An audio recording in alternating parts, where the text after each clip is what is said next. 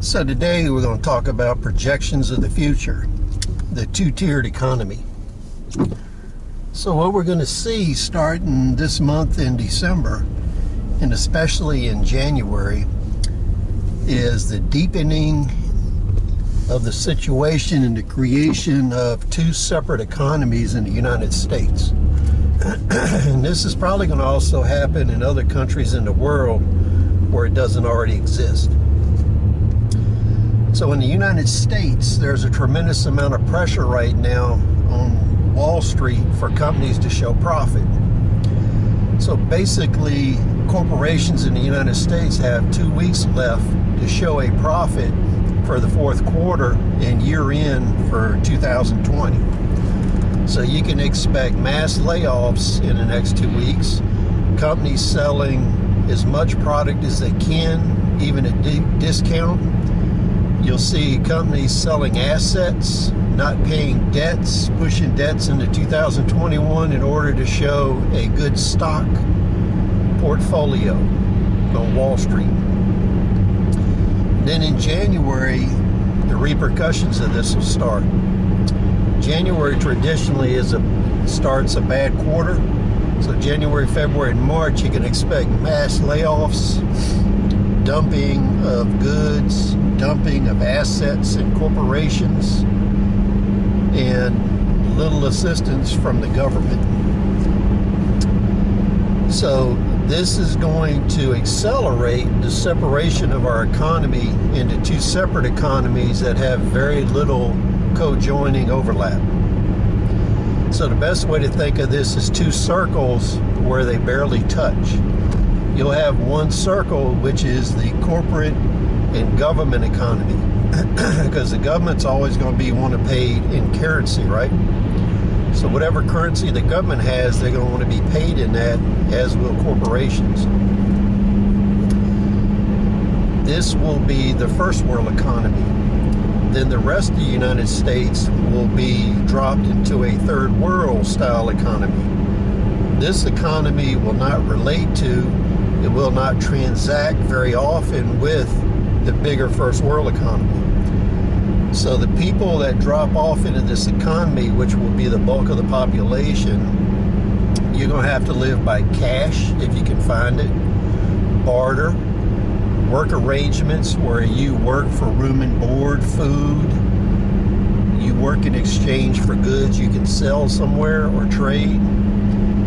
And one thing I want to talk about is the Great Depression.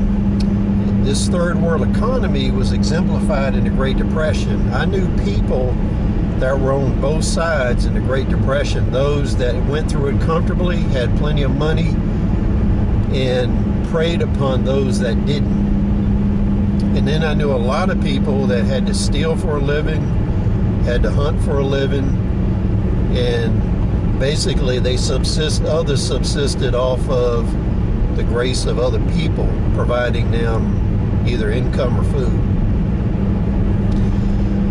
Things may go back to the point where you have a small scale farm and you have the bunkhouse, and the farm families live in the bunkhouse that work on the farm, and they work pretty much for room and board.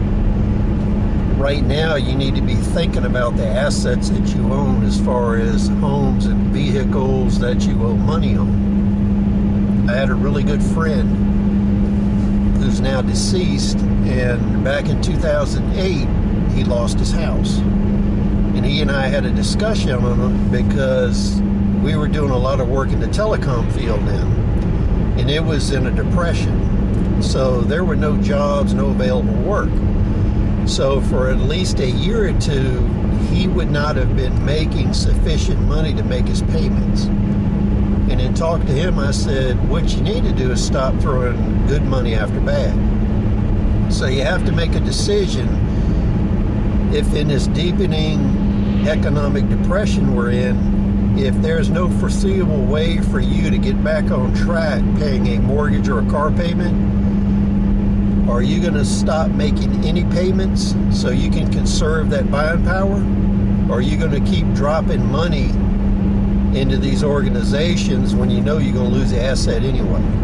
So that's one of the first things you need to determine which assets you can keep and which you can't, and stop putting good money after bad.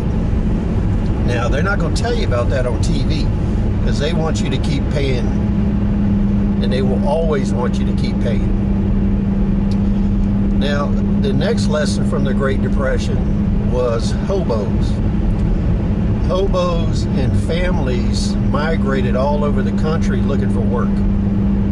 In our area, there are two towns, Cary, North Carolina, Morrisville, and then portions of Raleigh. That's a metropolitan area. They're building $750,000 and up homes there. So there's a small potential for work there. But all the rest of the surrounding area, there is no work. So people will be migrating, and currently they are migrating to this area trying to find work in those areas. You're going to see mass migrations and lines of drift. And in these lines of drift, you're going to see economic damage as well as hardship for the local population and the refugees. Now, with hobos, one thing I want you to think about is, for instance, in my mother's farm, her mom and dad used to feed hobos and families that were coming through. They had a surplus of food that they could not sell, and they would feed people coming through. And that was common in the United States. I don't really see that being common today. The interesting thing was, and what you need to keep in mind, no matter where you're watching this, is back during the Depression, they would mark the road, the mailbox, or the fence at locations where people were kind, and they would feed the homeless and would feed the indigent. And that way, if you were hoboing through an area, migrating through an area looking for work, when you went through, you could identify which houses and subdivisions and which businesses and houses and towns would actually help you. And that's something to keep in mind. So if somebody found somebody that was generous and helpful and would feed the poor, they would mark that area so other people coming through would know. That's something people need to put in practice today.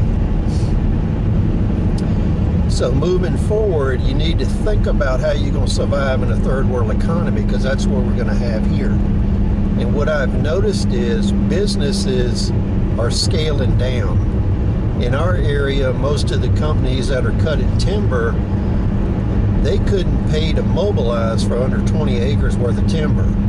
Now I see that their cash flow is so bad, they will come in for 1 or 2 acres of timber and cut it in order to keep cash flow up. So if you're living in the third world economy in the United States, you need to think about cash flow, because cash flow is your way to sustain buying power. You can have all kinds of assets, but you have no buying power if you don't have cash flow. So if you don't have cash flow, the next thing to concentrate on is bartering. So you can barter for food, you can barter labor, you can barter room and board. That helps you survive the situation, because the number one thing you got to do is make it to the other side. So just a few ramblings and thoughts. Please rate, subscribe, share, distribute it wherever you can. See you on the next video.